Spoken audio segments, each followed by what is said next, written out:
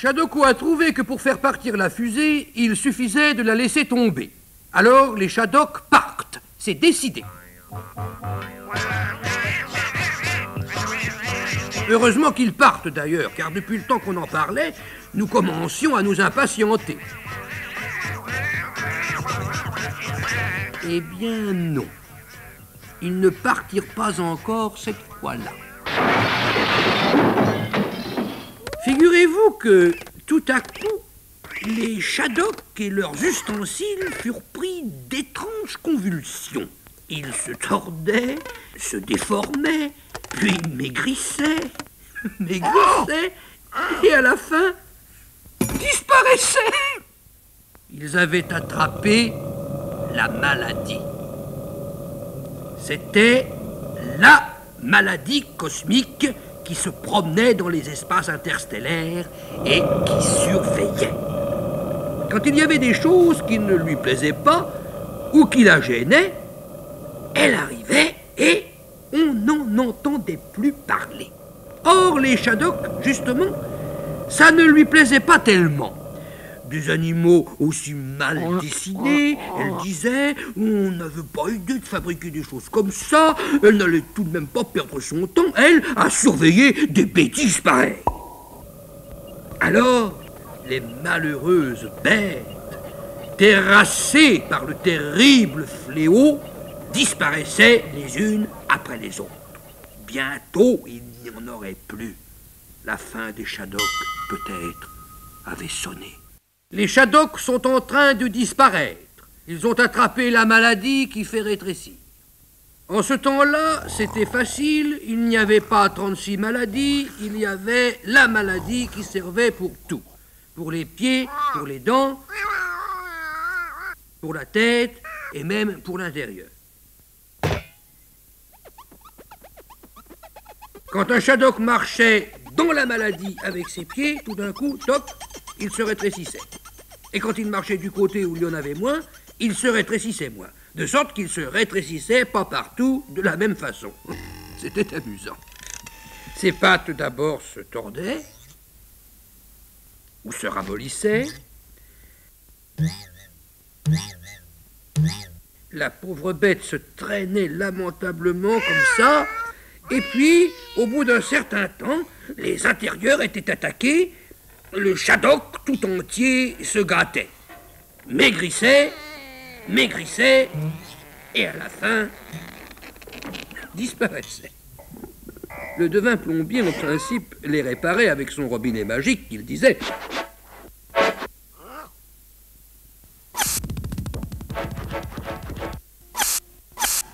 En réalité, il les jetait tout simplement au gouffre.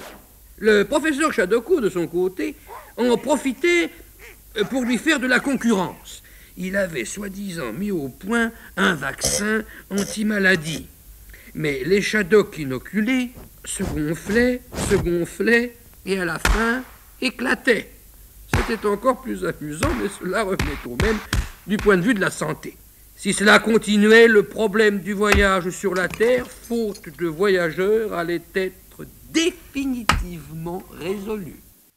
La planète Shadok est infestée par la maladie cosmique. Les uns rétrécissent, les autres, grâce au vaccin du professeur Shadoko, éclatent. Pendant ce temps, dans le cosmos, le Gibi, sans chapeau, pilotait la fusée comme un fou, sans s'occuper de rien, et fonçait droit sur la planète Shadok et la terrible maladie.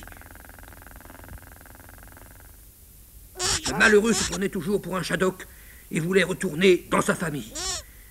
Il voyait des lumières sur la planète Shadok et il croyait qu'on tirait des feux d'artifice pour l'accueillir. Et c'était pas ça du tout. C'était les Shadok inoculés qui éclataient. De loin, bien sûr, ça faisait bien, mais de près, quelle pitié. La maladie d'abord les contaminait. Elle les rétrécissait.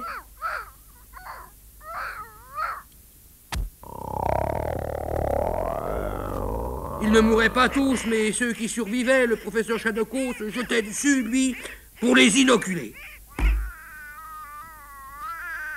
Les Shadocks, évidemment, essayaient de se cacher. Ils se camouflaient en n'importe quoi, en passoire, en ressort de lit, en tuyau de poêle ou en arrosoir pour échapper au terrible fléau ou au vaccin du professeur Shadoko. Mais rien n'y faisait et la maladie engraissait. La situation est désespérée. Les gibis vont tomber dans la maladie. Les Shadocks, pour y échapper, se déguisent en passoire ou en ressort de lit. Mais la maladie venait à bout des ressorts, s'infiltrait dans les passoires les plus étanches, s'infiltrait dans le goulpe, découvrait d'énormes réserves de Shadocks qu'elle rétrécissait. Beaucoup périrent, et nourrie de Shadocks, la maladie redoublait de vigueur et de méchanceté, si bien qu'à la fin, la planète elle-même se mit à rétrécir.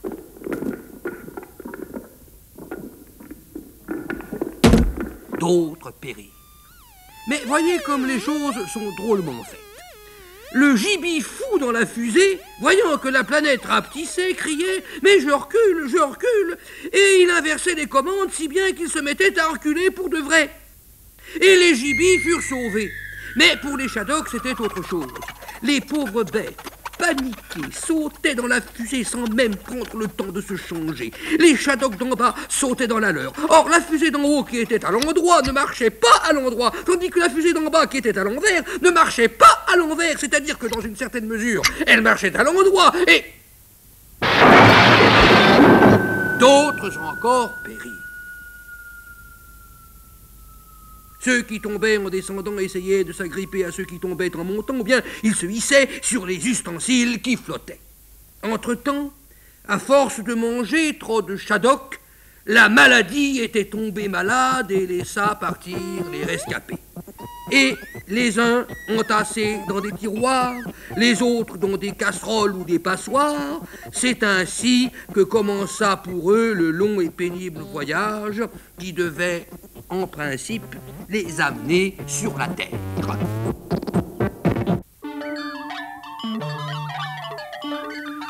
Au début, chez les Shadocks, la vie était belle. Il n'y avait pas de maladie.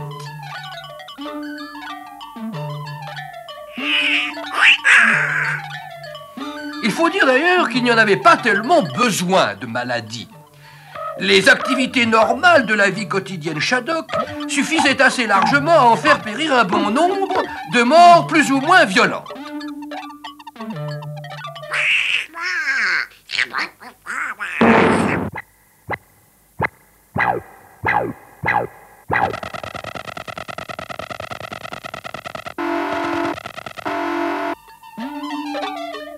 Et quand ça suffisait pas, des Shadocks volontaires étaient désignés pour être trépassés d'office par le truchement d'ustensiles spécialement prévus. Et tout était bien. Et puis, figurez-vous qu'un jour, les Shadocks, leurs êtres chers et leurs ustensiles furent pris d'étranges convulsions. Les uns s'alanguissaient, s'étiolaient, les autres, ces malheureux, se gâtaient, se sclérosaient, se rabougrissaient. Les beaux jours étaient finis, ils avaient attrapé la maladie. Plus exactement, c'est la maladie qui les avait attrapés. Car la maladie vivait dans les espaces interstellaires et dès qu'il y avait quelque part une nouvelle planète bien beurrée d'habitants qui apparaissait, toc, elle fonçait dans le tas et elle en faisait ses choucas. C'était une bestiole bizarre, biscornue et batibulaire qui avait les mêmes propriétés et avantages que la mort, sauf qu'elle était vivante. Avec subreptice et cautèle, elle sautait gloutonnement sur un lot de Shadocks gras et dodus, et sauvagement, elle inoculait les pauvres bêtes à bras raccourcis. Et il en mourait, ah, ça oui, alors, il en mourait. Il en mourait tellement de maladies qu'il n'en restait même plus assez pour mourir de façon normale et officielle, si on peut dire. Alors ils dirent qu'il fallait faire quelque chose et que demain matin, à la première heure, ils s'en occuperaient. Ils s'en occuperaient, à condition que d'ici là, ils ne soient pas tous trépassés. Maintenant qu'elle les avait rencontrés, La maladie cosmique fondait sur les Shadocks à bras raccourcis. Ils n'en mouraient pas tous, remarquez, mais tous étaient frappés.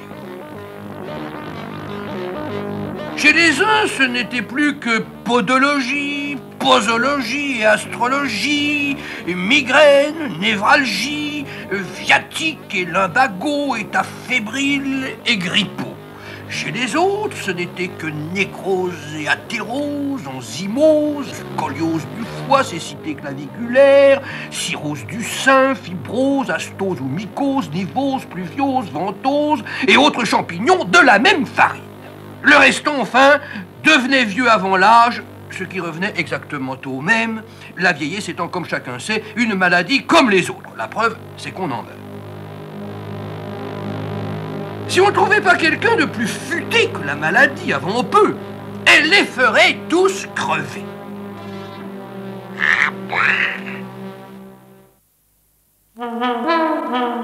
C'est pourquoi les Shadocks organisèrent un grand concours de beauté pour trouver le Shadok le plus intelligent, astucieux et futé. Celui-là s'occuperait de la maladie et les guérirait. Le jour du concours était arrivé.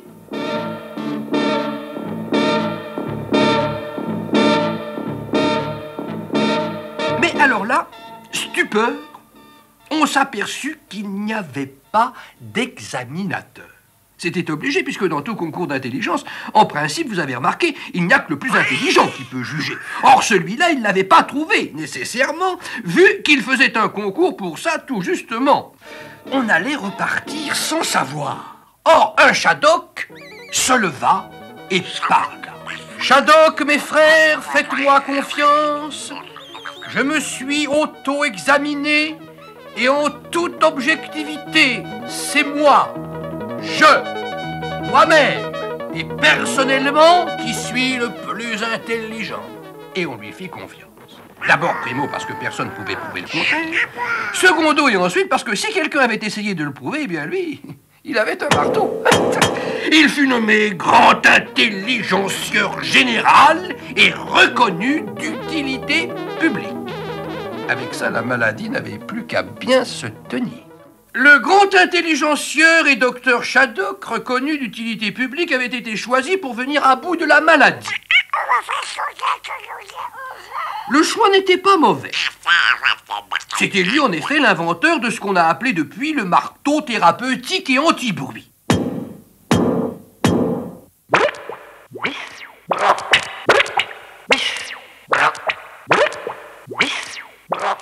Quand une mécanique quelconque, un Shadok ou un tuyau, marchait pas ou faisait trop de bruit,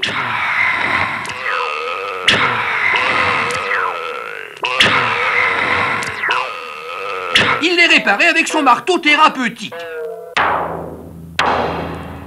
Car tel était son principe, pour guérir quelque chose qui ne marche pas ou qui fait trop de bruit, il faut et il suffit de taper dessus avec quelque chose qui marche mieux ou qui fait plus de bruit. Et dans tous les cas, c'était radical.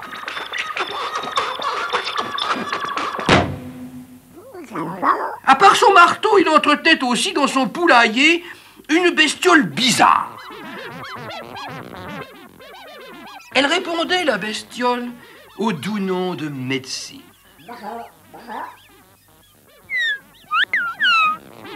En temps normal, faute de maladie évidemment, la médecine Shadok ne servait assez précisément à rien. Elle restait entourée néanmoins de toute la considération et des égards dus à son rang. Entre-temps, elle prenait des bains de pied. C'est dire qu'elle menait une vie excessivement sybaritique et byzantine, bien qu'on la sortît quelquefois à seule fin de tondre le gazon et de faire la vaisselle pour ne pas qu'elle se rouille. La médecine, bien sûr.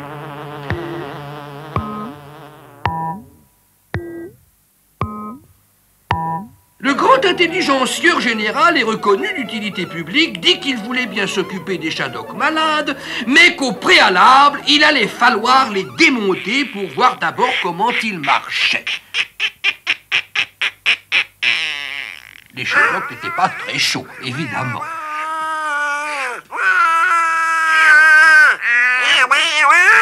C'est pourquoi un Shadok volontaire fut commis d'office pour être démonté, décortiqué, disséqué, défarci et éventuellement guéri. Il fut nommé malade professionnel et officiel, et grâce à lui, on viendrait certainement à bout de la maladie.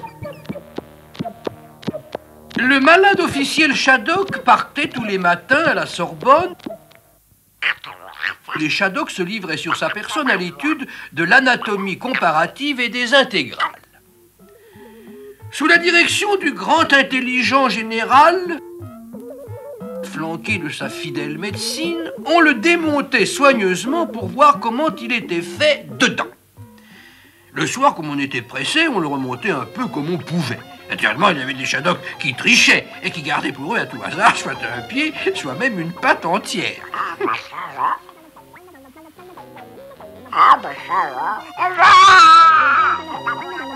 Sans compter que la médecine, quelquefois, chipait les plus beaux morceaux. À rentrer dans ces foyers, la malheureuse bête, la plupart du temps, ne dormait que d'un œil, étant donné que l'autre, bien souvent, on avait oublié de lui remonter. Et le lendemain, on recommençait. On lui injectait entre-temps des vaccins divers tels que fermeture éclair, épingle nourrice ou aiguille à tricoter pour voir quelle maladie ça allait lui donner. Être malade officiel chez les Shadok était un dur métier. Ça oui alors, c'était un dur métier. Quand la malheureuse bête était un peu trop fatiguée par son travail, on lui donnait des pilules pour le tranquilliser. Ça le remontait et on pouvait se livrer dessus à de nouvelles expériences tout à fait intéressantes. Il prenait son métier tellement au sérieux que quand il n'était pas malade, il trouvait qu'il n'était pas bien dans sa peau. Il se disait que s'il n'était pas malade, même pendant ses heures de loisirs, c'est qu'il n'aimait pas vraiment son métier et ne méritait pas la confiance de ses supérieurs. De sorte qu'en plus des maladies qu'on lui faisait attraper pendant la journée, il en emportait des supplémentaires pour attraper le soir chez lui. Vous dire si les connaissances Shadok avec tout cela avançaient à grands pas, là, franchement, je n'en sais rien. Mais en tout cas, ça les amusait bien. Restait encore à étudier comment marchait la tête. Les Shadok avaient un sérum tout préparé. Sérum terrible qui, paraît-il, faisait réfléchir. On verrait bien si le malade s'en sortirait. À des fins purement expérimentales, les Shadok avaient inoculé à leur malade officiel un sérum terrible, le sérum qui fait réfléchir. Eh bien, ça marchait. Le Shadok déjà se convulsait, il réfléchissait. Et le voilà maintenant qu'il se mettait à délirer. Être, disait-il, ne pas être, continuait-il, voilà la question. Savoir s'il est plus noble au Shadok de souffrir les coups et les flèches d'une outrageuse fortune ou de prendre les armes contre cette marée de troubles et en s'opposant les finir. C'était passionnant. Le sujet réagissait parfaitement. Mourir, disait-il. Dormir, continuait-il. Rien d'autre. Et par un somme, penser finir ce mal du cœur et les milliers de chocs naturels qui sont le lot de la chair. C'est une consommation qu'on espère dévotement. Mourir, dormir, dormir par chance, rêver.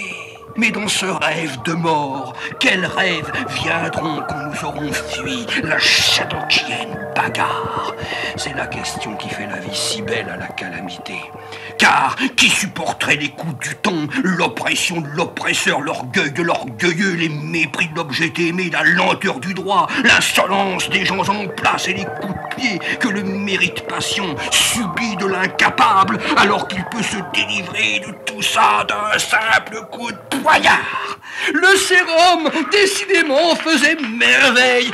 Oui, qui supporterait tout ça et gémir et suer sous une vie usante? Mais la crainte de quelque chose après la mort, cette contrée indécouverte, d'où nul voyageur soit jamais revenu, trouble l'esprit et nous fait préférer supporter ces maux-là que fuir vers d'autres dont on ne sait rien. Ainsi, la réflexion fait de nous tous des lâches. Ainsi, la décision perd sa couleur native dans les pâles ténèbres de la réflexion. Mais taisons-nous. Voici venir la belle Ophélie. Eh bien, c'était gagné. Le Shadok inoculé était tout à fait irrécupérable. Donc, conclusion, la plus grave maladie du cerveau, c'est de réfléchir. Ils décrétèrent que dorénavant, ils ne réfléchiraient plus du tout et que de toute façon, ça serait interdit. La planète Shadok était vierge et neuve, mais déjà, il y avait des ratés. La maladie, déjà, rageusement ravageait.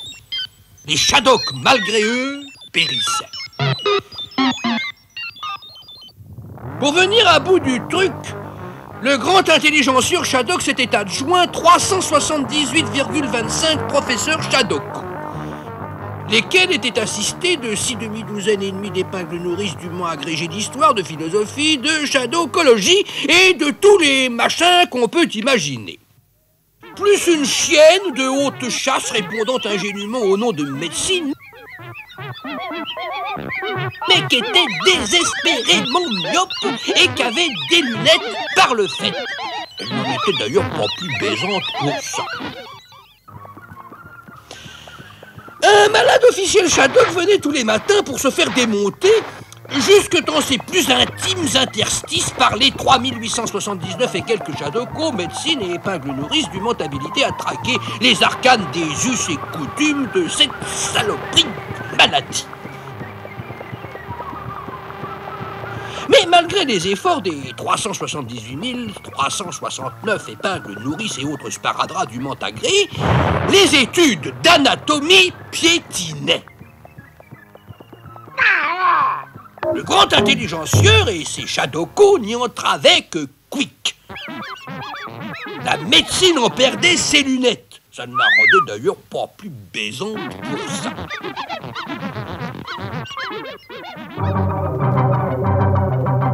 Les Shadok, qui ne se décrépitaient pas par l'extérieur, se mettaient incontinents à se décrépir par l'intérieur. Ils se réveillaient le matin munis d'incontinence cérébrale chronique et tenace. Ça les obligeait à réfléchir pour le restant de la journée de façon tout à fait indue et intempestive. Certains en crevaient. Souvent même avant la fin de l'après-midi. Les Shadoko avaient bien remarqué que quand on démontait le malade officiel, il y avait des petits trucs machins qui tombaient. Mais comme la médecine de garde n'y voyait rien, ils ne se cassaient pas la tête et balayaient les petits trucs dans les coins.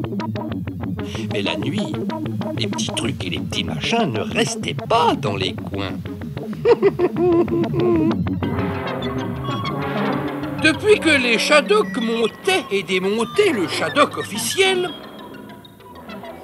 ils avaient bien remarqué qu'il y avait des petits trucs qui tombaient, ils les balayaient dans les coins, mais les petits trucs et les petits machins, eux, restaient pas dans les coins. Ils sautaient à la gorge de la moindre patte Shadok qui passait, et pour la pauvre bête, c'était fini. Ces petits machins-là, c'était de la maladie. Et la médecine, en y regardant de plus près, toute myope qu'elle était, vit que c'était, oui, que c'était des gégènes.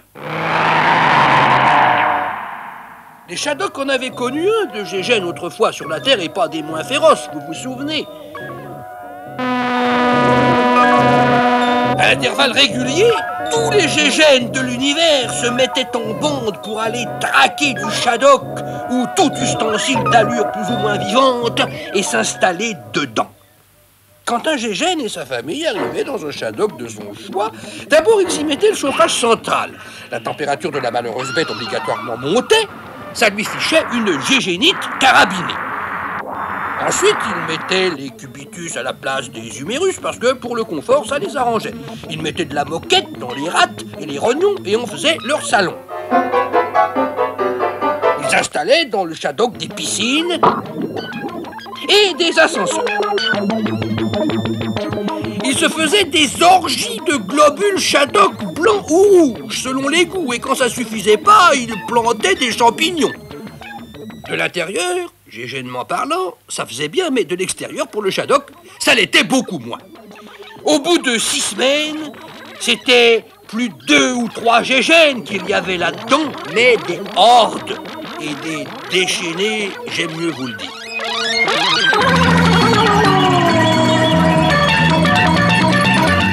Quand le Shadok devenait un peu trop taudis et délabré, il faisait sauter tout le bidule et allait s'installer dans un autre plus gras et bien dodu et doté de toutes les commodités en eau, gaz et électricité. Ça recommençait et au bout de 2 ou 3 mois, selon la frénésie gégénique, le Shadok sautait. Si la gégénite continuait, toute la planète bientôt allait sauter.